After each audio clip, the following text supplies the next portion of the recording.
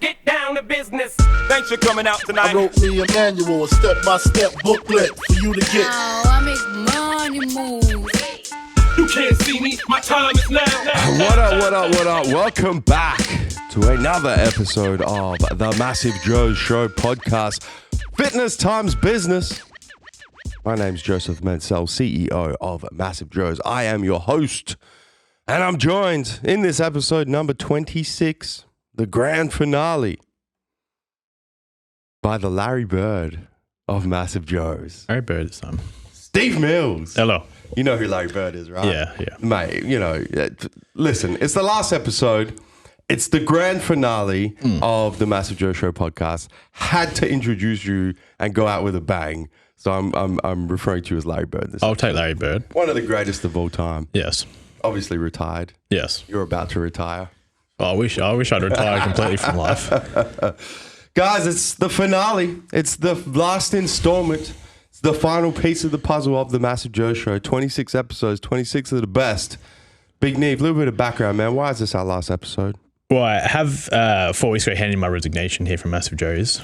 I'd call it retirement. Retirement. It sounds better when you say retirement than resignation. It is retirement. It's like Larry Bird didn't resign. I mean, resignation sounds so formal, and I don't like being formal in any aspect. Yeah. So Let's say retirement. we'll go with retirement. Yes. You're leaving the game. Yeah. Moving on to bigger and better things. I don't know about better or bigger. I wouldn't go with either of those. Moving but, on to different things. yeah. So this is going to be our last installment of the MassiveJoes Show podcast. As to where we move to next, well, we'll address that towards the end of this episode. But I wanted to do something a little bit different in this episode. Obviously, this is the Fitness Times Business podcast. That's the premise of this podcast. Every now and again, you and I tend to bring in a third amigo and do an interview style podcast. There is no third amigo. It's just you and I. But I thought, you know what, man? It's your last podcast, last episode of the MassiveJoes Show. I feel like we should do an interview of Steve Mills. We'll see how it goes. I don't know. We'll see how it goes. Hopefully. Thoughts? I think it's all right, but Think we can roll with it? yeah, it's just I need to make sure I don't fucking do it fresh. And go for 2.5 hours. go for 2.5 hours, Listen, mate, so- we don't have 2.5 hours. I definitely don't have as many stories as fresh. Yeah, so. yeah. The thing is, I can tie it up in one sentence, whereas fresh will give you what the weather was like and the everything. So Fresh is he's very illustrative in his storytelling prowess. That was episode 24. For those of you who haven't listened, you should go check it out. All right, so let's just dive straight into it. The Steve Mills story. Let's hear it right from take us back. Let's talk about a little bit of fitness. Obviously, it's a big part of your life. Let's talk about a little bit of business. Obviously, that's also been a big part of your life. How did you end up? Because not a lot of people really know your story, right? So how did you end up as the general manager of MassiveJoes? How did you get to this position? What are you looking at doing from here after retirement, post-retirement? Let's hear it, man. The court is yours, Larry Bird. I mean, I haven't written anything down because I don't like to come to these prepared. So I guess when I look back, I mean, to sum things up is obviously I think you have to go back to when I was a lot younger. And even since when I was day I was born, I was given a football and a pair of footy boots by my granddad. And pretty much all I ever wanted to do growing up was play AFL football. And that was, I mean, obviously people want to be bricklayers and firemen and stuff. And I just wanted to play AFL football. And that was pretty much my entire life. I slept with a football. I didn't actually have teddy bears or anything like that. As a kid, the football was your bear. Did you give it a name? No. I had that far. I actually had a football box. So people had toy boxes. I had a football box and I had about 15 or 20 different footballs. Yeah. And that's all I used to do was just count bounce footballs and kick footballs. And I never actually didn't have a football in my hand. Yeah. So growing up, I was obviously very active in terms of, sports and football in particular. And then did Auskick from age 3 or 4 and then started playing Hope Valley footy club under 8s and then went through and pretty much, did well. I wasn't a good footballer growing up in my early days, but I was the hardest worker by a country mile. Yeah. So because I had a football in my hand the whole time, I was always working on my skills, always working on running and training. I was always first to training and last to leave, all those kind of things. And you've always had good genetics for athletic ability. But even from a young age, as I was never the best footballer in my team. I was probably the one, I wouldn't say the worst, but I was definitely not in the top 10 even in terms of my team. But the thing is I grew up with a good group of mates who I started playing footy with since under 8s. And the thing is because of my age, I was meant to play 2 years of under 8s because I was too young when I actually started playing footy, but I never stayed down. So I always played upper grade. So I always got a special request from the league or something and I always played a year up. Until under 13s. And my best mate growing up since I was 3 or 4, he lived two houses down from me, and he started playing, and for Hope Valley, he started playing footy. And I'm like, no, I want to play with Brad. So I went back and played a second year in under 13s, and I don't know if it was because I'd sort of started to mature and I started growing into my body, or if because now I was playing with kids my own age. But I won best and fairest that year, and I was captain that year. So I went from being a shit footballer to the best. Yeah, best and fairest and captain. Cream of the crop. And then that next year got invited out to Nord Footy Club, and then became captain of Nord Footy Club in under 13s, 14s, under 15s, under 17s. I was captain of Nord Footy Club and won the Nord under 17s best and fairest.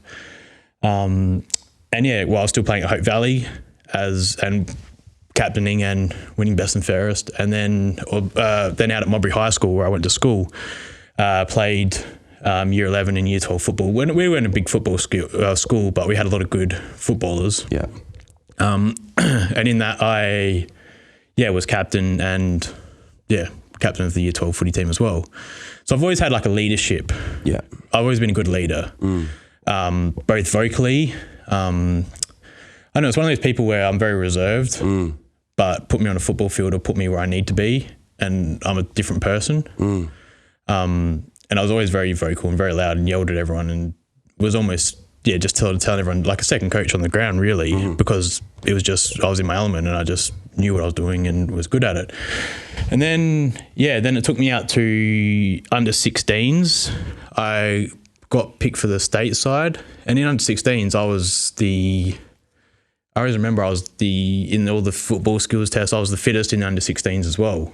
And got something like 15 in the beep test at some trials at some nationals. I remember down at Sassy. Won the beep test and won a whole heap of things as well. But that was the thing, is I was just always a lot shorter than the other guys. But so that was kind of my football growing up. And during that time I also had 2 knee operations and 2 nose operations. So from football, yeah. So after 2 nose and 2 knee operations, it was kind of getting to that stage where I was thinking, fuck, sort of the body does not like this. The body does not like it. So which is it's not uncommon, especially when you start playing these, performance-based sports at a young age. A lot of the time, it's almost like Survivor, a lot of guys, and even, my background in basketball, it's just a lot of guys who ended up making it to the pro league were the ones whose bodies didn't break down. Yeah, exactly. You know what I'm saying? Exactly. It's the ones who didn't have serious knee problems or ankle problems or back problems or shoulder issues or, so it's not uncommon that, you can be quite a good performance sports-based person when you're younger and then something happens injury related and it's kind of like, And that was the issue, is I was playing Tuesday or Wednesday, I was playing school footy. Yeah. Saturday I was playing Nord, Sunday I was playing Hope Valley. So I was playing 3 games of footy. And I had a GPS strapped to me for a lot of the games, and I was running anywhere from 18 to 22 Ks a game. So because I played on the wing or on the ball, I was running 20 Ks a game. Yeah. Times that by 3 games, I was running 60 Ks a week plus training on top of that. My body just was not liking me one bit. But then that's the thing, is the harder I trained, the better I recovered as well. Like I did stuff like driving to the beach and going in the water, or I didn't drive, my mum dropped me off, but didn't ice bars at home. Mum would go to the server and buy bags of ice, and I'd do ice bars and Radox bars and all this kind of stuff. And I guess I wasn't I mean, even back then, I mean, that's 15 years ago, and I hadn't researched anything, but I was still sort of that one step ahead, I guess, with recovery and ice bars and getting massages, those kind of things. I had shin splints as well, which is another injury, and just like stuff like that. Just like Glenn Dodds, that's how I met Glenn, your physio as well. Was he treated me when I was about 16 or 17? So I had shin splints, and there was a half a season where I couldn't run. I didn't train. I just played the game on Saturdays, and the coach kind of just nursed me through the season really, and I just played games, and then we made the finals, and we didn't win the grand final, but just stuff like that was just injuries started taking its toll, and I think that was when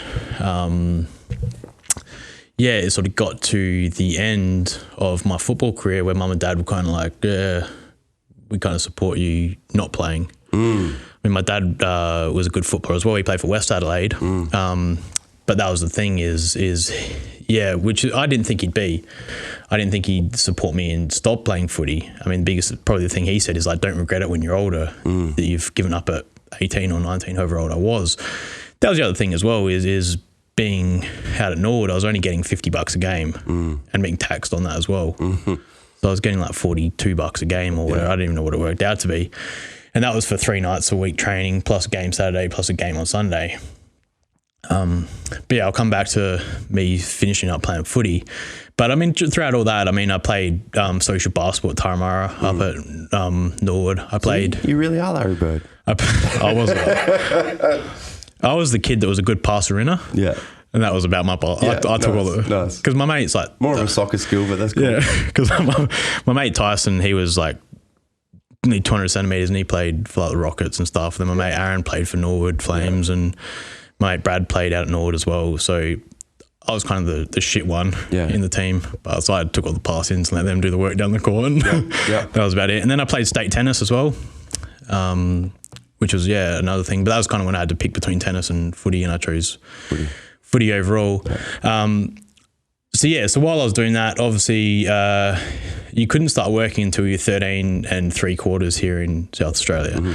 So when I was 13, my dad got me a job at Coles, because my dad's worked for Coles, and I said that before on the podcast. But when I was 13, my dad got me a job at Tea Tree Plaza doing the shelf face up. So it wasn't even a good job. And then a bit of shelf stacking, but got me a job at 13. The reason why he got me the job was because I couldn't be paid. So he would only get me the job if I worked for a year for free. So I used to go to Coles Tea Tree Plaza. Coles probably don't want to know this, that I had an underage, unpaid. Hypothetically, you worked at Coles Tea Tree Plaza. Yeah, and I worked there for a year. Only 2 2-hour shifts a week. Just started working there, and I don't even know why the fuck I did it, to be honest, but I did it just to get my foot in the door, and then started working at Coles, and then moved into Coles Nightfield. So throughout high school I worked at Coles Nightfield. We had Tuesday, Thursday, Friday, Saturdays. So I was working about 20 hours a week at Coles on top of footy, on top of high school as well. And then me and my mate Brad, one that lived 2 doors down, because he was my mate, my dad also got him a job. But we kind of took over Nightfield in the grocery department for a big part of Coles and Tea Tree Plaza there for a while. So I mean, from that sort of early age is, Brad and I, both because we were switched on, but started getting recognised for hard work and realised that, I think that was when I learned a lot about working hard, and I guess the value of $1, all those kind of things, because I did have to work hard, and I did have to work till midnight, and had to work Saturdays, and then I did the shift as well on a lot of Saturday nights from midnight to 8 a.m, changing all the specials over at the end of all the hours at Coles. So obviously the specials don't just appear there, but I had to work and change all displays and reface all those up. And then it got to the end of high school, and I didn't know what I wanted to do. So by this stage I was still playing footy, still working at Coles, had no idea what I wanted to do. But the thing is, my mum was very much pushing me towards like going to uni. And I hated uni. I hated the thought of going to uni. I hated the thought of work, of doing like more study. Tertiary education. Yeah. Throughout high school, I didn't do 1 minute of homework. Which frustrated the hell out of my mum, because I was a bright kid throughout primary school. I was classified as a gifted student. And I won the Year 7 award, whatever that is, for the best male student. Can't remember what it was called, but I got a $500 voucher or something from the. Called it the Neve Award. Got that from the school. So Year 7 got the male student award. But yeah, that was the problem. Throughout high school, I didn't get anything lower than a B. I got all A's and B's. Yeah. It started off better in Year 8. I got like straight A's and then A's and 1 B and those kind of things. And towards, I think, Year 12, I got like 3 A's and 2 B's, something like that. But that was the problem, is I just never applied myself. And it used to drive Mum crazy. She's like, if you tried, you could do whatever you wanted to do. But just the thought of doing anything just did my head in. And I didn't want to go. I mean, she would try and push me into doing stuff like being a chiro or being a physio or those kind of things. Because I had that sporting interest, but the thought of going and sitting at a desk and working in a chiro's office and physio's office, I just couldn't fathom it. So yeah, got to that stage. Then when I finished school, I'm like, I could be a PT, I guess. That's when I went and got my cert 3 and 4 straight out of school. Started that I finished like high school when I was 17. So I wasn't even 18 yet. I turned 18 in the March of the following year after I'd finished at 12. So I was still like obviously a young kid then, but got my PT qualifications straight out of school. So I started in like the November. I started that in January. So January, February, March, I turned 18 while I was there at the Australian Institute of Fitness and got my cert 3 and 4 in fitness, which is when I started PTing at, it was Zest back then, which is Good Life nowadays. Yeah. But that was the problem, is that because I was only just turned 18, I had no real idea what I was doing, because I'd only just done a 8-week course on fitness. Being 18 as well, I was very shy, and especially going and like speaking to people, like older people, like someone like my dad or someone with business experience like my dad, or I just didn't feel as though I could speak to them and give them the advice or give them what they needed to know. And also, as well as that, they had me doing sales, like phone calls and birthday phone calls, and you haven't been in the club for 2 months, do you want to come in for a free session? And I had that hard sell kind of shit. So I only lasted there 2 months. My favorite job was going to walk from Zest, walking down to the post office each day, because I got to get out of the gym. On top of that as well, like I didn't train much, because I was doing like the 6 a.m. till 11 a.m. shift, and then I'd come back at night and do gym shifts at night, and I ended up not training as well. So it really took the passion out of that for me. So I only lasted like 2 or 3 months, probably like 2 months as a PT. I know this isn't for me because of the whole sales side of thing. And then that's when my best mate from high school was starting landscaping. So he'd been landscaping on the weekends for a while. And he was a plumber, like working as a plumber Monday to Friday, and then he'd just do a bit of landscaping on the weekend for this guy. And then so I was 18 and a half then, and he's like, do you want to come work on the weekends for my mate? I'm like, yeah, all right, no worries. Well, by mate, it was an older gentleman. And yeah, I'm like, yeah, all right, no worries, whatever. So I started working with him just on like a Saturday, Sunday, and then this guy goes, look, because he was just doing his own work. He's like, I work for a landscaping business as well. Do you want to come work for like Monday to Friday? I'll introduce you to the boss. And then, so a guy called Dave gave me a job Monday to Friday, only $100 cash a day. It was in my pocket, but $100 a day, $500 a week. And I thought I was rolling in cash. Absolutely. So that was good. As a teenager? Yeah. As an 18-year-old, I was clearing $100 every Friday afternoon at 4 p.m. I'd get $500 in an envelope.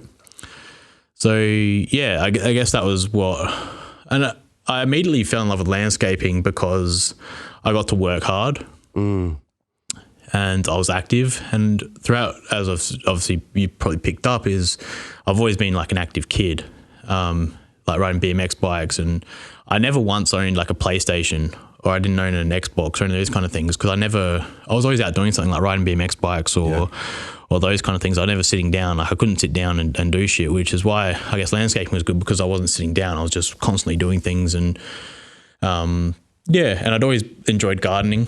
Mum and dad split up when I was about 13 or 14. So at that age, I started mowing the lawns and started doing the weeds and helping mum out around the house that way, doing the irrigation system at home, all those kind of things. So little things from there I picked up that gardening side of things from an earlier age as well. So because I'd done that, I'm like, actually, I enjoy this because I was doing it anyway. So yeah, went from there and started landscaping, and then working Monday to Friday for a guy for about a year. And that was the stage, coming back to the football side of things, is by that point trying to do landscaping, which was pretty hard on the body, Monday to Saturday and having Sundays off. But Monday to Saturday, it got to the stage where I'm like, fuck, I'm making $42 a week playing footy, and I'm injuring myself and I'm not being able to work. By this stage, it was like, fuck, I have to really make a decision here, and what avenue do I want to go down? And that's when I decided to choose the working side of things. And it was at that stage, when I was 18, the end of that year, I stopped playing footy. So, and that stage I was playing reserves footy for Nord as well. So I was still playing a high level of footy. It was kind of that stage where I'd just stopped enjoying footy because I was injured and I didn't like the coach and just a whole range of things. And pretty much just pulled the pin on it. I think that's been something that's always sort of been something I've done. Either I got things 100 miles an hour, or I don't do things at all. Yeah. Which is either a good thing or it can be a bad thing, because if I don't enjoy doing something, I won't do it, like homework, like playing footy. In the end, I'll just give it away. Yeah. So obviously it's been good and it's been bad over the years, but I mean, it's worked thus far. I'm either 100 miles an hour or something, or I'm not. So by that stage, I started working, for this other guy, Monday to Friday landscaping. And then I was good at it because I was a hard worker and I enjoyed what I was doing and I was passionate about it. Then the original guy that I was working Saturday, Sunday said, look, Steve, I'm going out and starting my own landscaping business. Do you want to come work with me? I'm like, yeah, all right. Well, you're the guy that got me into this anyway in the first place. Oh, yeah, go come work for you. I got along with him better than the fella before because he just like screaming, and he was a little Italian fella. And he was real short, and he had that like... What's his name? His name's Dave. His name's Dave? Yeah. That's not a very little Italian fella name. I'm not going to say his full name. Because okay, all right. His name's David. Yeah. But it was, just like yelling and stuff. And I've seen him since, and he's not angry anymore, but he was just short, angry Italian fella and just yelled all the time. And one of those shit bosses to be around. Yeah. Like everyone was like, fuck, when's Dave going to rock up? And everyone was on edge. Like everyone relaxed once David been to the site because then they fucking relaxed. And, But then I'm like, oh, then just, he's like, oh, do you want to come work for me? I'm like, yeah, all right, I'll come work for you. He's like, oh, but the thing is, I want you to be my business partner. He's like you're young, you're energetic. I want you to work towards something. He didn't like doing bookwork, those kind of things. He's like, look, you're young, because Errol was probably like 60-ish by this stage. And he's like, look, I just want you to be the muscle pretty much. And he had all the contacts and stuff. So we started up our landscaping business then, which was cool. So started just doing little jobs, and then started working up over the years and bought a bobcat, bought a tipper truck. We had 2 utes, brick saw, whacker plate, 5 wheelbarrows, all that kind of stuff. So I had a full setup, and did that for 5 years until I was almost 23. So 4 years in business, but 5 years of landscaping. And then it got to the stage where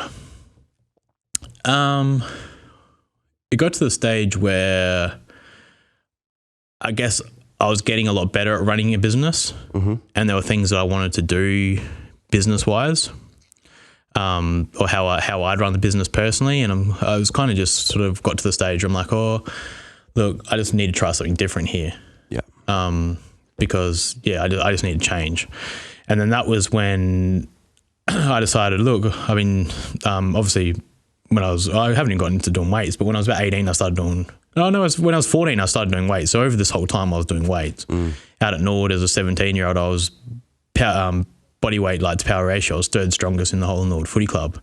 So I was always, enjoying weight training and stuff, and I'd been using subs and stuff. And then that was around the time when I was 23, is I'd been using subs, and I'd been buying stuff from yourself off eBay, like Cyto Sport, Cyto Gainer, the original No Explode, Lemon Lime. Good times. Those kind of products, Jack 3D, Oxy Elite in the caps had been out, and they were just about to reformulate Oxy Elite powder. So those kind of products, and I'm like, shit, I like this stuff. And then there was you'd know the company, but it used to be out of Elizabeth. Yeah. And they used to do real cheap deals on eBay. Yeah. Like 3 Mencels for $100. So I used to buy them, the 3 Mencels for $100, and I used to keep one and sell 2. Yeah. And then I never used to have to pay for my subs because I was selling for $50. So I'd buy 3 for $100, sell 2 for $50 each, and keep one for myself for free. And that's what I just used to do at school. And mates started like asking for stuff, and mates at the gym really, because I was out of school, but mates at the gym and like just people I knew was like, Steve, when you do your next order, can you buy something for me? I'm like, yeah. Literally, they know. Grab me some pre-workout, bro. Literally, they know I was only just ordering from Elizabeth, and you could actually drive out there and get it, and it was probably a 10-minute drive from your house. But anyway, I was doing that. So I wasn't actually paying for any subs because I was buying like those ones off there, and then any extra money I made, I just put back into buying my own subs. Like I was saying, the Cider Gainer and Salvation Extend back in the day, and creatine. So it wasn't a whole lot, but got to that stage, I'm like, yeah, I like subs. Maybe I can make a business out of it.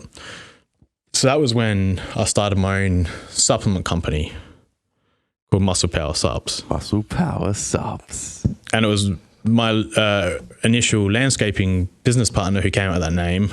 I don't even know why. I guess horsepower, manpower, muscle power, whatever. I got voted the most likely to be on the cover of Manpower in year 12 as well. Maybe that's got something to do with it. But yeah, started Muscle Power Subs, and then started... I made an eBay site, I made a website, and I just sold to mates. And I was holding all this inventory and then like buying stuff from a couple suppliers. And I had about $5 to 10 grand from when I sold my share of the landscaping business when I sold out. And I spent all my money buying supplements. But I bought some dermatized products. But little did I know that when you go and you've got like, all right, I'm going to spend $3,000 on dermatized products, and you'd know as well as anybody else. But when you're like, fuck, all right, I'll get one of every flavor, and then you get it there and you're like, fuck, I've just gone through $5,000. Yeah. And I had like one of each flavor in each side of protein, and then like one of each flavor of pre-workout. And if I sold one, I'm like, fuck, now I've got to like wait to sell more because I can't reorder because I can't just order one unit and all those kind of things. And I'm just like, fuck, this really isn't working. And and by this stage I'd quit my landscaping business, and I don't really know what the fuck I was doing for money, to be honest, but I was living at home, so I guess I didn't really have too many expenses. But I quickly learned that like this supplement business isn't exactly like I thought it was going to be. And still not as easy as it looks from the outside. No, but that was the thing is it was good with brand products that sold well. Yeah. Like Oxylete powder. Yeah. I'd used to get an order and I'd sell 24 in a single day. But then all the other shit I'd sit on because I just thought I had to have them and they didn't sell. Whereas if I was just smart and got the good selling products and sold them, there might have been a different story. But yeah, it really wasn't fun, to be honest. As fun as I thought it would be. But that was the funny thing is like with my website is I just copy pasted the entire MassiveJoes website pretty much. All your descriptions, I just copy and pasted all the product images and all that kind of stuff. So I was a fan of MassiveJoes like from originally, like all the sub bus and all those kind of things. And if you look back to the photos from 2012, I've commented on the photos and that was before I actually had met you in person.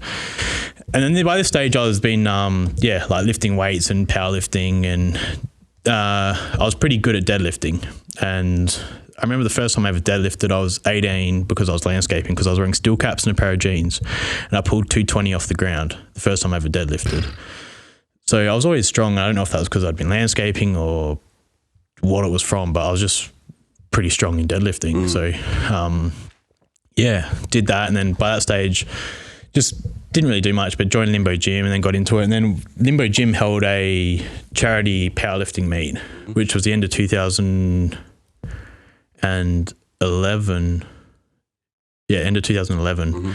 So I was about 21 or 20. Yeah, I was about 21. Must have been 21. No, 22, sorry. I did that, and then I didn't win that, but I pulled 270, I think. So I pulled 600 pounds. And this is when I still was doing my supplement brand. I'm using the term supplement business here lightly because it wasn't a business, but I was a sponsor of the fucking event. Whatever I did, I don't remember what I did. Probably gave out a free fucking tub of protein or something. and you were there. And then because I'd known you, I started chatting to you. I didn't know you, but I'd seen you online and stuff, and I'd been buying off you. So I started chatting to you, and then we were talking, and then you told me about the reseller program, and I'm like, fuck, why didn't I just do this from the beginning? Because I can just go buy one tub of protein or one tub of thing as I needed it. Yeah. And then, can just go and do that. So that's what I started doing, was I started buying products off you. Not that much, but it was just like 5 tubs here as I sold them, and I'd just drive down to Woodlands Terrace and pick them up after work or whatever I was doing at that time. And then, just started buying proteins and selling protein from that way. And you had a guy called Mark working for you, and then Mark decided to leave to go do personal training, I believe it was. And then you applied, you advertised for the warehouse position, and then that was when I applied for it. And kind of bugged Mill a fair bit about it, and I don't think I bugged you, but I mainly bugged Mill about it. Yeah. Every time I came in, Scooter would make me a blue amino energy when he was here from Indonesia. He'd make me a blue amino energy, or he'd make me a fruit fusion amino energy. I used to just come down because I used to fucking like drinking amino energy, really, to be honest. But did that, and then then went through the job interview, and then got the job. And it's funny because, I don't really know why I got the job, but then looking back as well, as I knew you had people in your life at that point who didn't want to give me the job either, because I wasn't educated. Yeah. But, but apart from that, I mean, I knew how to work and knew a bit about supplements, and then got the job, and then started working in the warehouse for you. And that was 2012. That was the start of 2012. Yeah, March 23rd, 2012 was the first day I started working. Yep. So. And then what happened? That's how you got to. So that's how I got to MassiveJoes. Yeah. In a condensed version. And I've got a lot of questions I get twisted, but I just want you to. So I got to 2012. Continue the story. And then so it was just you, me, and Mill working in the office. And Mill was sales manager at that time. You were doing all the stuff you were doing. Yeah. And then I was helping a bit with like eBay and eBay images and setting up eBay and those kind of things. And then Mill would print a batch of orders, and I'd run them out to the warehouse, pack them up. Yeah. But at this stage, we're talking like 10 to 15 to 20 orders on a busy day. Yeah. So it wasn't a whole heap of orders, but still that kind of thing, like unpacking stock, putting stock away, those kind of things. And then I guess that's the thing is I really enjoyed what I was doing because obviously I had my hands in everything, and I was learning a lot of stuff about the business, and it was an industry I really enjoyed, which is like the fitness industry, and being around sups, and I was passionate about sups. So really everything was ticking the boxes. Well, everything ticks the boxes really, from what I was enjoying. And so did that. And then I think it was sort of over time is I started having a few ideas. Yeah. So stuff like, I remember you didn't stock Dymatize at that time. So I'm like, you got to bring in ISO 100. And then ISO 100 came in, and ISO 100 started selling really well. And then stuff like, you didn't want to open the retail stores. So I tried to talk into that. And then we found Donor Cord, and then that kind of snowballed to finding Gawler Green and those kind of things. And then I guess that was really what started getting me interested in more like business development side of things.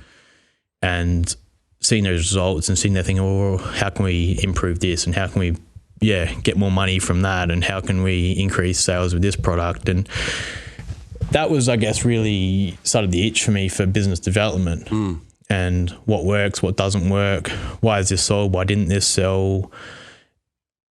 I guess all the time learning from yourself, sort of how to deal with people and how to deal with customers. And I know you probably drove you crazy all the time about asking how to write emails and all that kind of stuff. But I think now if you look down at how you and I run things at the baseline things, a lot of them are very similar because of things I picked up for you over the time.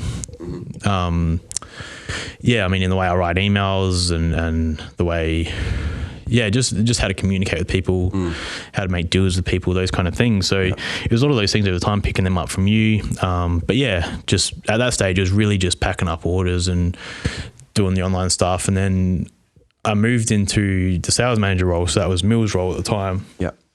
And I think Mill around then went over to accounts or something. And then by that stage, like Jez had come on board. So I think it was just you, me, Jez and Mill at that stage. Or was it a deal? Adil as well, and we had Jack. So there's only like a small team of us. Yeah. But I mean, you were just to like kind of flesh the timeline out for the listeners who kind of know the story of MassiveJoes, because I've told the story of MassiveJoes a lot. This is the way that this kind of integrates is you really came into the business at the point where I had finished my university studies and I had committed to the business full time. Yeah, because and I think like you'd only been in the warehouse for like 4 to 6 months or something. But I remember we signed the lease on that warehouse on Woodlands Terrace in like August 2011. Yeah. And I was still studying at the time. And so we didn't actually start operating from there until the end of 2011, start of 2012. So when you came into the business was literally when I had like left my sister's garage as the warehouse of MassiveJoes and actually got into like a proper warehouse. Yeah. And, you know, really started dedicating the majority of my time to the business. Yeah. So you kind of came in, you know, at the real beginning stages of what people know MassiveJoes as now.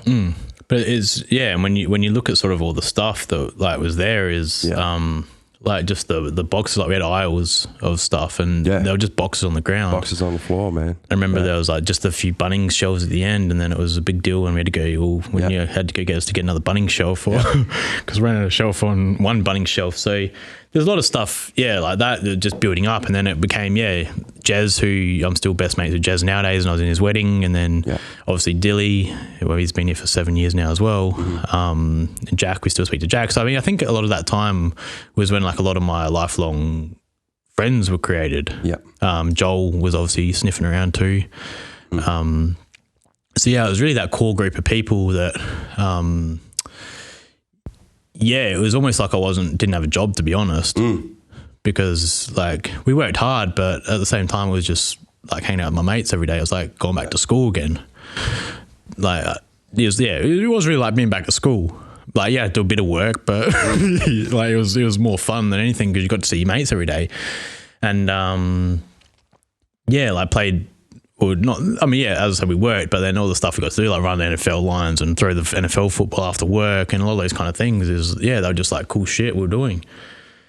And I remember running lines. I remember running lines through the aisles in the Woodlands Terrace warehouse and throwing the gridiron down the lines and trying not to hit supplements. And break half the lights in the warehouse and all that kind of stuff. And then, I mean, it's kind of funny when you look back at sort of, not funny, but when you look back at how the business was those days. I mean, like 4 o'clock, we had to go pack all the stuff to go to the store for the next day. And then whoever was working the store put the stock in their car and they drove the stock out there. I mean, now we've got Post Haste who do 9 stores twice a week. So, I mean, there's a company that does just that now. I mean, when you look at how much things have grown compared to like one of us running around grabbing all the shit we needed for the stores the next day. So, we went from that time and then obviously went for 6 sort of staff at HQ. And then one of us just rotated through Dernancourt each day and then went to Gawler, and then 2 of us kind of rotated through stores each day, and Jez was in stores sort of half the time and I was in stores half the time and Jack was in stores half the time. And I reckon that was around when Beard came in. So Beard's almost been here for 7 years now as well, I reckon, or 6-7 years. But stuff like that when the business kind of really started to take off. And I think once we got to 3 or 4 stores, that was when the business really had to make a change. And all right, well, we really need a HQ crew, and then we really need a retail staff. And I mean, and that was cool to see all of that kind of things develop. And then, I mean, once there was more retail staff, then Leah was giving up her DJ stuff, and she came and started working as retail manager. And I mean, that was around the time really when, everyone sort of started falling into place, I guess.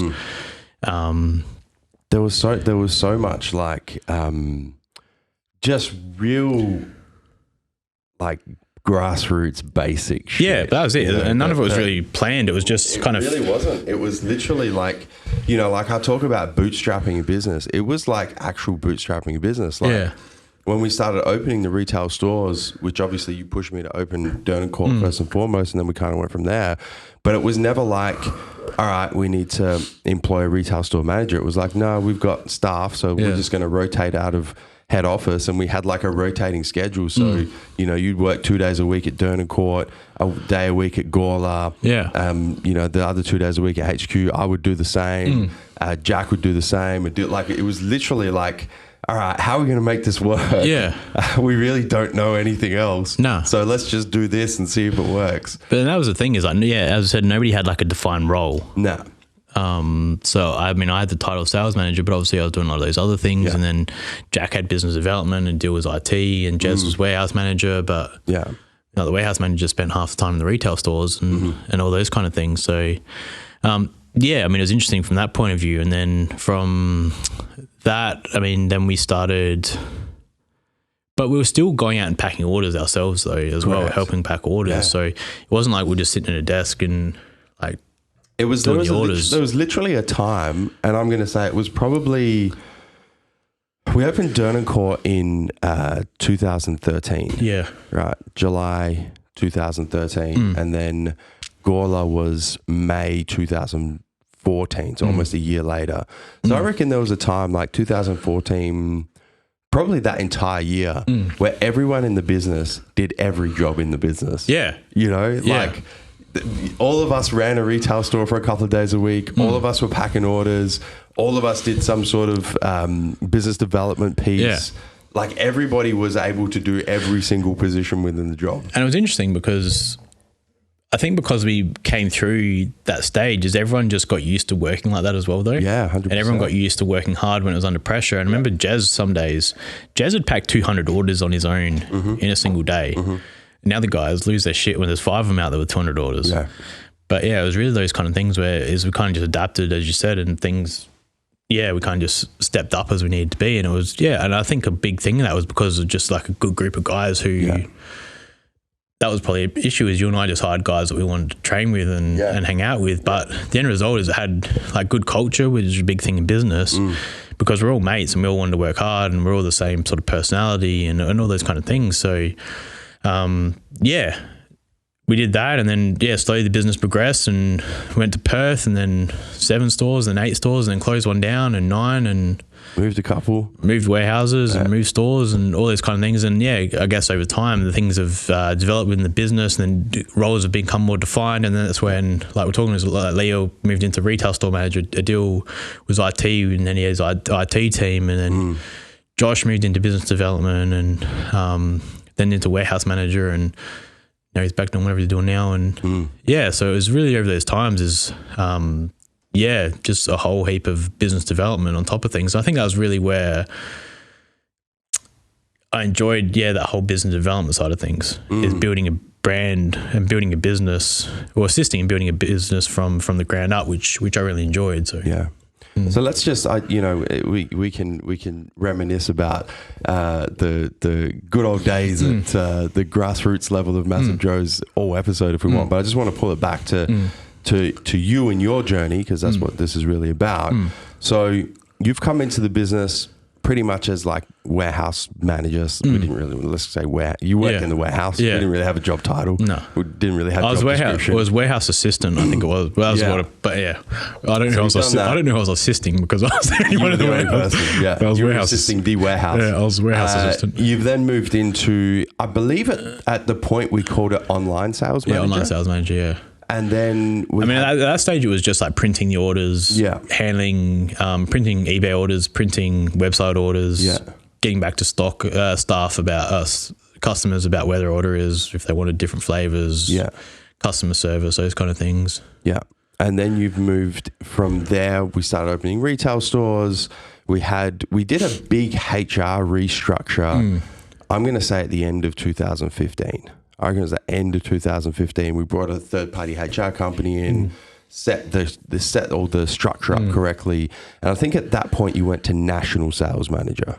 Yeah, so I went to national sales manager, which was, I was still overseeing the online side of things, but at this stage, I started taking over more stuff like the specials and stock ordering and new products and started sort of helping negotiate like raw reviews and those kind of deals that we were running with businesses, and then started meeting with the different reps and meeting with the different suppliers and all those kind of things. I mean, Leah was still running retail stores, I believe, by that point. Yeah. So I mean, she was sort of obviously taking care of that stuff, but in terms of actually what was going into the stores and stuff, is I sort of had my hand sort of in that pie there. Mm-hmm. And then you were quote unquote national sales manager and everything that job entailed. Yeah. For a couple of years. A couple of years. Yeah. And then you moved into general manager, which is a bit more towards the end of 2017. Yeah. And I mean, that was still those roles that I was already doing, except I think by that stage online started going out a bit more to Alex in the warehouse. He started doing the order processing and all that kind of stuff. And with general manager then sort of took over more managing the managers. So having like meetings with Adil and Leah and Josh and Joel and those kind of guys and having their weekly meetings on top of the other stuff I was doing, and on top of obviously weekly words and sub wars and all those kind of videos as well. Yeah. And you're a general manager for 18 months? About 18 months? Yeah. 18 months, 2 years? And now you're retiring? And now I'm retiring. He's done. And I mean, it's funny how it's sort of come around, and I guess it's come around to sort of how the business has progressed. Yeah. And the business becoming what it is today. Yeah. Because my job obviously now is not overseeing everything like I once was. Which I guess, I mean, every business has to do. I mean, like the store manager, like my dad is a store manager at Coles, isn't running around putting fruit and veg on the shelves, and he isn't doing the night field jobs and stuff. Right. He's just making sure that the managers are doing what they need to do. I guess for me, that was, that became that I was sort of just like pigeonholed into sitting at my desk a lot more, and I wasn't as active, and I didn't have my hands over as many things as I used to, and those kind of things. And then, I guess it's really just become the point where my job isn't challenging as much as what it used to be. And by that I mean, like just sitting. And it's I don't know how to say it, but it's kind of become very, because I've been good at it, it's coming second nature. I can't think of what the word is. Just comfortable. Comfortable, I guess. Yeah. And that was the thing, is I know what I need to do. I know I've got a good relationship with reps. I know that I can hit up this rep or that rep and get a special in 2 minutes. And I know how to hit up reps and say, look, give us a raw review, give us what marketing dollars you want to spend, and those kind of things. And I guess that was the thing, is I was just sitting at my desk and it wasn't challenging me, and I was becoming too comfortable. And I guess I didn't like who I was becoming, being in that comfortable position. It kind of took me back to where I was 17 again, not wanting to go sit at a desk, be a chiro and a physio, and wanted to be out doing stuff, which is when I was doing my landscaping I enjoyed, and when I was doing my PT, like in the gym, I enjoyed doing like the cleaning of the gym, but then I hated doing all the sales phone calls and those kind of things. And then, compared, I guess, to when MassiveJoes started, and there was that whole sort of, oversight of running out and packing orders and then going out and dropping this off and going out and doing this and doing that, it was all very active and constantly being pushed and those kind of things. And I guess it was just got to the stage where I'm like, fuck, I really need to push myself out of my comfort zone, or you kind of just become stale, I guess. I guess that was what it needed to be, is I just need to face new challenges. So I've got a few questions for you. Questions that I know the listeners and the viewers are interested to know. So we've heard your life. We've heard, pretty much a life story up until this point. I think the first question is, do you have any regrets? Let me rephrase. In what part of my life? Let me rephrase the question. Perhaps not regrets. Do you have any decisions that you've made where you sometimes wish, not even wish, where you sometimes consider, what would have happened had I made a different decision? I have, in a couple aspects. Yep. I mean, I don't, because I enjoy where I am now and where I'm at. And I think if you're going to change things, I could be dead. I could be in jail. I could be fucking wherever. I don't know. Yeah. Like, I don't like saying that I wish I could change things, because then I wouldn't be here right now speaking in this meeting or this podcast. I guess I wish I had applied myself in school differently, and I wish school had taught me differently. Yeah. I mean, how many times have you fucking used Pythagoras or found the length of what is X on a triangle? Yeah, the applied knowledge. Yeah, those kind of things. I understand why they're used in school, but they've fucking given me. I don't need to know what osmosis is. I don't need to know any of that kind of shit that I learned. And I think for me that's why I wasn't interested in school, because I'm like, when the fuck am I going to use this shit? Yeah. Whereas I wish that I had undertaken a bit more to do with like business. And I think there's a lot of things that I would have found a lot more interest in school, such as like investing and like writing business plans and how to lodge your tax and just things that were generally more interesting to you, which is, I think, is something that's becoming quite prevalent at the moment. And there's a little bit of a spotlight on it, is like the traditional educational system doesn't work for a lot of people. And I mean, for me, I got offered a football scholarship at what's that big one in the city, just on the outside of the city? I'm not sure. It's one of the colleges. Anyway, I got offered a full scholarship there, and I didn't go because I just wanted to hang out with my mates. So it was stuff like that. So it wasn't that like I didn't have a good education, or it wasn't because, I just wasn't being taught what I wanted to be taught. Yeah. And looking back, even in year 12, is I did stuff that pushed me towards fitness. It's like I did nutrition, I did English, I did maths, I did biology, and I did PE. So the things I did pushed me towards, all right, well, I knew like the body and stuff, and the human body and how the body works and all that kind of stuff interested me. But I don't think that, sort of school taught me what I needed to know or what I would have been engaged knowing.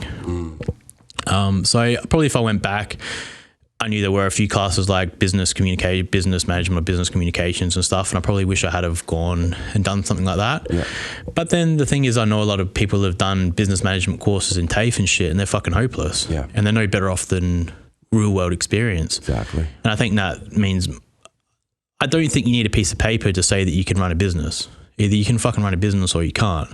And I think that you and I have, seen when a lot of people like marketing managers have come along within MassiveJoes, and they've had absolutely zero idea, just because they've gone and sat 4 years at TAFE or uni, to say they've got a marketing degree, and they fucking don't know how to apply it to the supplement industry. Yeah, they don't know how to do any it's really real world experience. Probably the other thing is, I guess that was what my dad push was like regretting football. Is probably I do regret giving up football when I did. It was a rough time, I guess, being 18 and unsure of myself and what I want to do in the future, is giving up footy to go start working, just because like I needed to do something, because I didn't enjoy the coach, because I just turned 18 and Jim Beam tasted better than Powerade, those kind of things. Enjoyed hanging out with my mates more. And then that was a lot of the things when, probably that 18, 19 stage where, probably like playing footy, if I went back and put in how hard I knew I could work, I probably could have made it a lot further than what I did. That's really, I don't have regrets, man, because I think that every decision I've made has turned out pretty well in the end. Well, the fact of the matter is you're never going to know the outcomes of the decisions you didn't make. Yeah, exactly. So there's no point pondering about it. But it's interesting because sometimes, I've got things in my life where I'm like, fuck, once again, it's not a regret, because you can't join the dots looking forward, you can only join them looking back. And I'm happy with where I'm at now. But it's like, why did I make that decision? Yeah. Why did I spend so much time doing that? Or why did I not spend enough time doing that? Why did I not put more effort in there in hindsight when I knew that I was only operating at 40%? Those sorts of things. There's a lot of stupid shit I've done, like putting 50 grand into cars instead of putting it into a house. Yeah.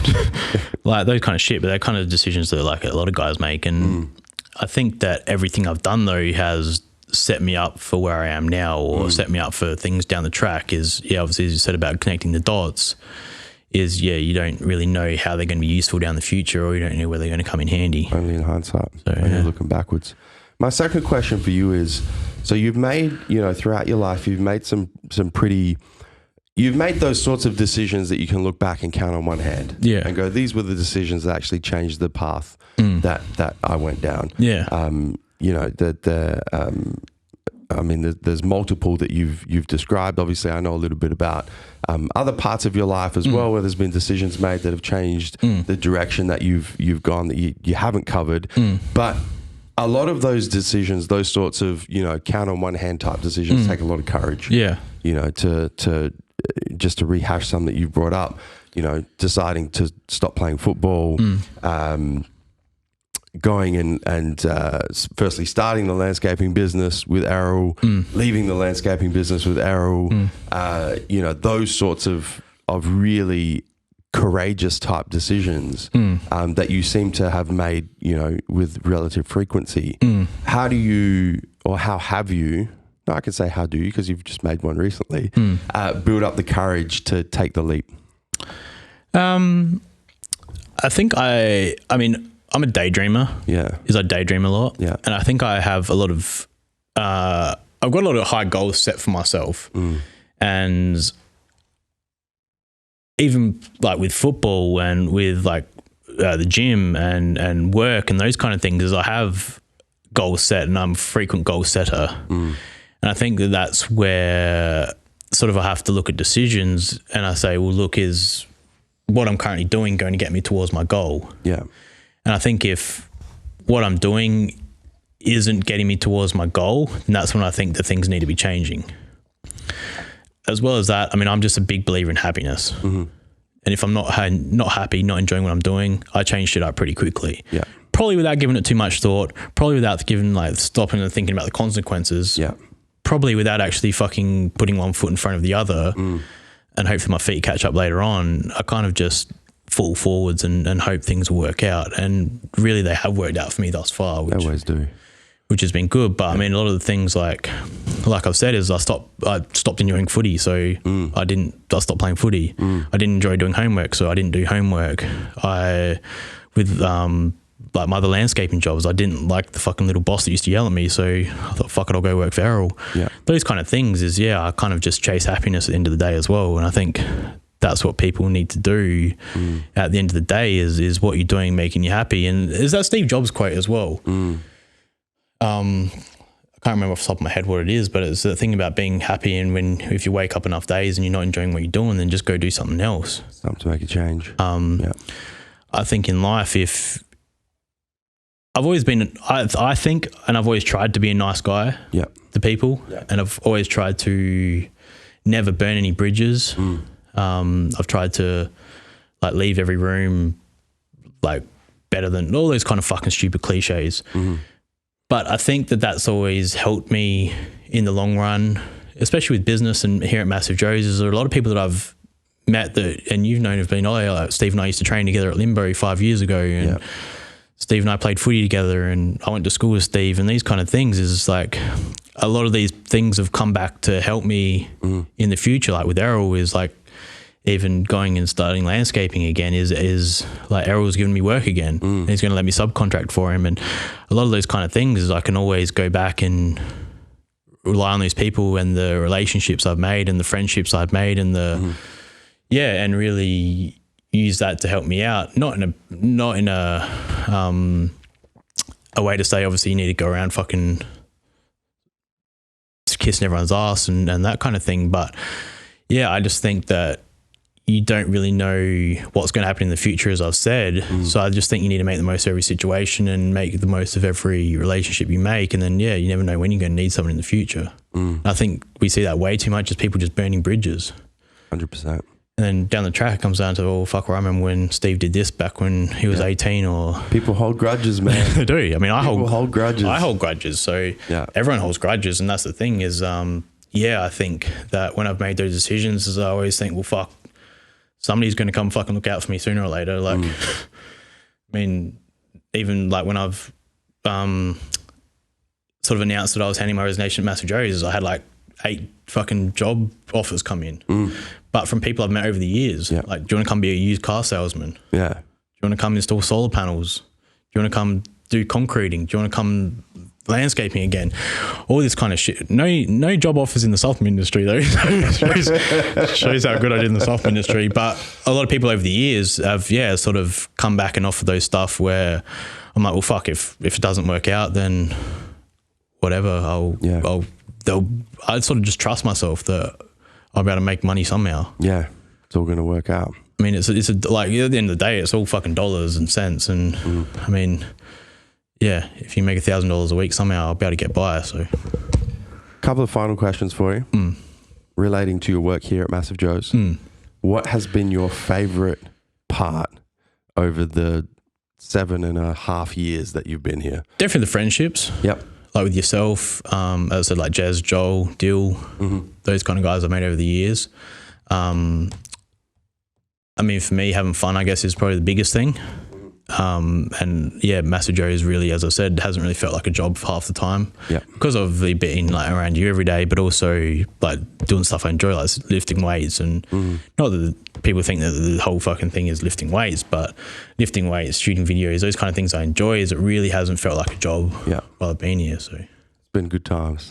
Good times. And also the things I've experienced, like America 3 times and Body Power and all the expos and those kind of things they're sort of things. Ronnie Coleman's house. Yeah, Ronnie Coleman's house. But I mean, if I hadn't have been at MassiveJoes, I probably wouldn't have ever been outside of Australia still. Yeah. Like, I wouldn't have gone to America. I wouldn't have gone to London. Those kind of things. Things that I got to experience. And as you said, and as we said before in podcasts, it's a lot of shit that we've experienced that like we take for granted, like training with Flex Lewis, training in Ronnie Coleman's house, training with the Hodge Twins, Mike Rashid, Mark Loeblein, Doug Miller, Rich Piana. You name the list, and it's really a who's who of the fitness industry. Yeah, it's crazy. And yeah, probably we do take it for granted. I know I take it for granted and don't really. If people sort of mention Ronnie Coleman, like, oh yeah, Ronnie Coleman, like. I mean, some people obviously hold them up on pedestals, but for me, I mean, I guess because we've got to know people on this personal level, is there's regular guys who just enjoy lifting weights at the end of the day. So, definitely the friendships I've made is probably, and yeah, just enjoying what I do is probably the thing I've enjoyed the most. Last question, 2 parts, and just because one of them you've kind of addressed, but I just want to, have it, ask it as a question because I know perhaps even a lot of people might have missed it.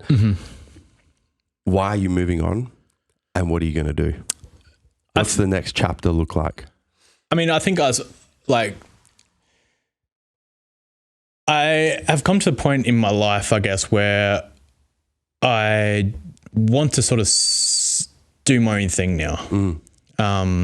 And with my landscaping down the track, and it's sort of connecting the dots again, is I really enjoyed landscaping, but I didn't know how to run a business. I didn't know anything about marketing. I didn't know anything about relationships. I didn't know anything about invoicing. I didn't know anything about budgeting, those kind of things that really I didn't know back then, which I'm like, fuck, well, maybe if I knew how to do that kind of stuff. A lot of things like subcontracting and stuff I've just learned over the years. I mean, I was only 22 I was only 19 when I started my business. So as I didn't really know much, I just enjoyed laying lawns and those kind of things and laying pavers. So, I mean, I think going back and starting like landscaping, but I really want to get into, my goal is to actually be a house builder and actually get my builder's license and actually build houses. And I guess that's the benefit of growing up in the northern suburbs, is all my mates are tradies and not one of my mates went to uni. They're all got a trade behind them. So, I mean, on that side of thing as well is just, really building something that I'm a visual person. I like standing back and seeing what I've created. I mean, kind of when you just hit send on an email, is you don't really see that fulfillment. And I guess it's that what I'm chasing is that sort of sense of fulfillment at the end of the day. Sort of going back and that sense of fulfillment that I've actually built something and achieved something is, I guess, what I'm chasing. The thing is, I might do landscaping again for 6 months and not enjoy it, but I guess that's the thing is, I guess I'm just waiting to see what. It's almost like an itch you need to scratch. Yeah, but also I don't know what is going to present itself. I don't know what doors might open. I mean, I guess it's all these little things is when you sit here with the podcast we've done over the while, is the stuff even like Aaron Pilates talking to him and like stuff like owning a concreting business, like truck business, and he's got 3 trucks and he's got people that go drive trucks. Yeah. Is there stuff like that in business where it's like, fuck, well, that's the shit I've never even thought of. And I guess it's really just getting out there and just being active and trying to just sort of get my head flowing again. And yeah, just seeing what does come, what appears itself, and yeah, whether that is just going and doing landscaping for a year or going and doing concreting for 6 months or installing solar panels for 6 months is, yeah, I'll see what happens. Then, I mean, I've got the gym as well. So there's always that I want to work on the side a bit more. And yeah, so there's that kind of stuff there's a lot of things that I want to try. And I guess it's more so just that itch that I want to just see what comes of it. So who knows? I could be unemployed in fucking 6 months. Or, unemployed. I mean, I could be, I don't know, Centrelink in 6 months. You never know. Man, I think you're going to be just fine in whatever you choose to do, whatever path you choose to take. But it's been one hell of a ride. 7.5 and a little bit years. And, you know, you've been I'm going to say the most valuable team member at MassiveJoes from back when you joined in 2012. You know, we've had a lot of good times. We had some bad times. We had some indifferent times, but a lot of fun memories for sure. I mean, I think the big thing for me that this podcast has sort of shown me is that I don't really think of my decisions. Yeah, I kind of just act on them and then kind of just do it.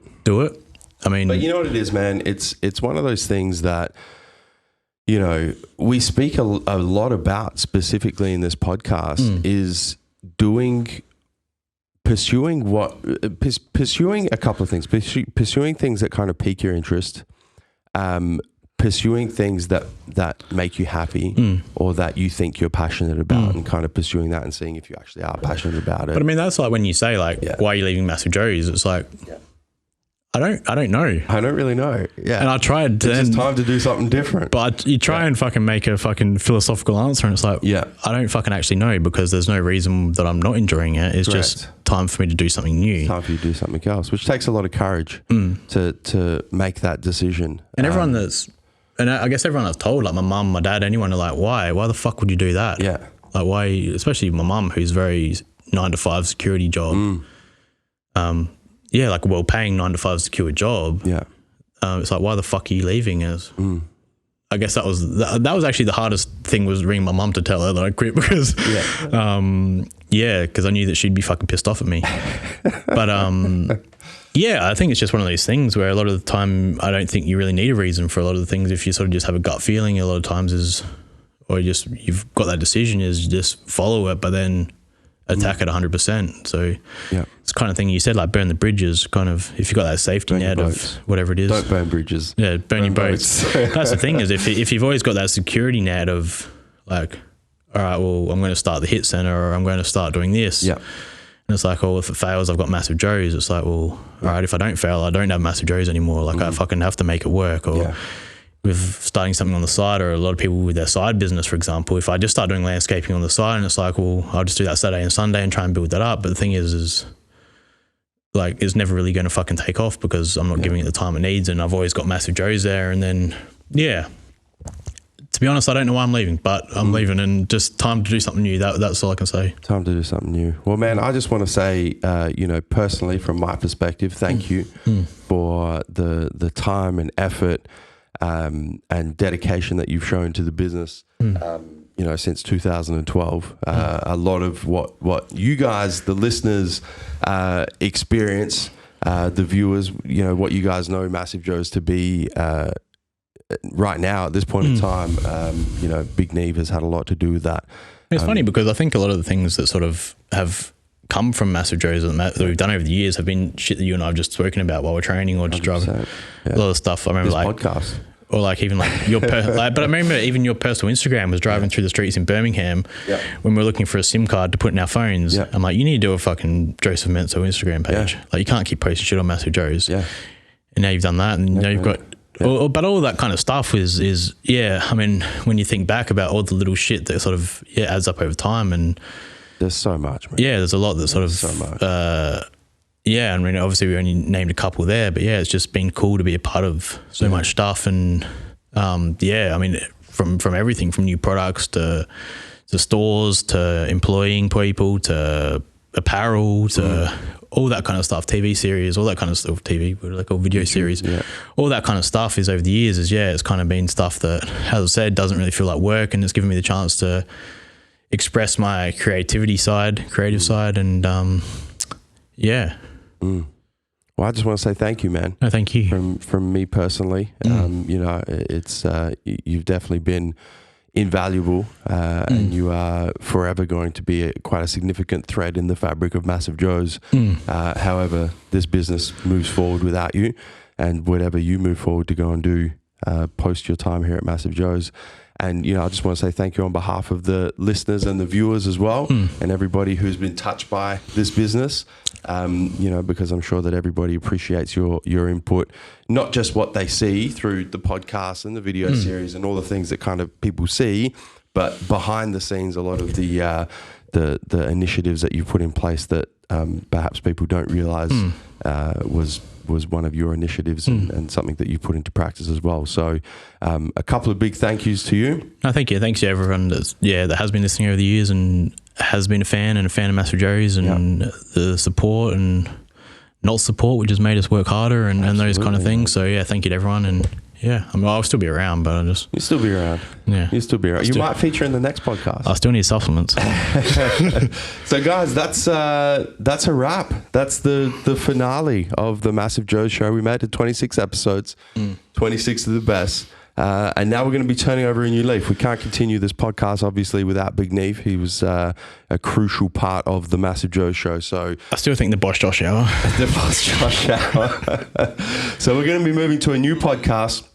Probably within the next couple of weeks. We're going to call it the Fitness Times Business Podcast, which is pretty much an extension of the MassiveJoes Show, obviously, but going to allow us to, you know, kind of spread wings a little bit, you know, talk a little bit more, have episodes specifically on business and bring different people in as guests and so on and so forth.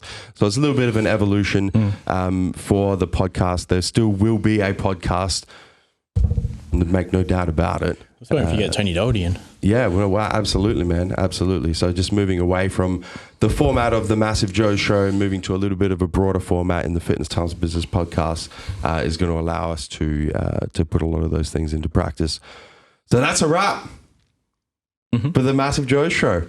For this episode 26, for this podcast, we're closing the door on this one. We're going to open the door on another one. Guys, as always, if you have enjoyed this episode of the MassiveJoes Show, which I know you all have, make sure that you post about it in your Instagram story.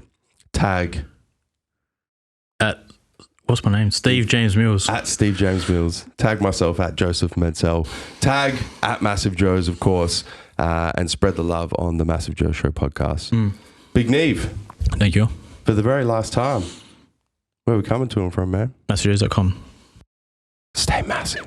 Thank you for listening to this episode of the MassiveJoes Show. Make sure you subscribe on your favorite podcasting platform, whether it be SoundCloud, Spotify, iTunes, YouTube, Podbean, Stitcher, or TuneIn. And if you enjoyed listening to this episode of the MassiveJoes Show, ensure that you give us a 5-star rating on your favorite podcasting platform.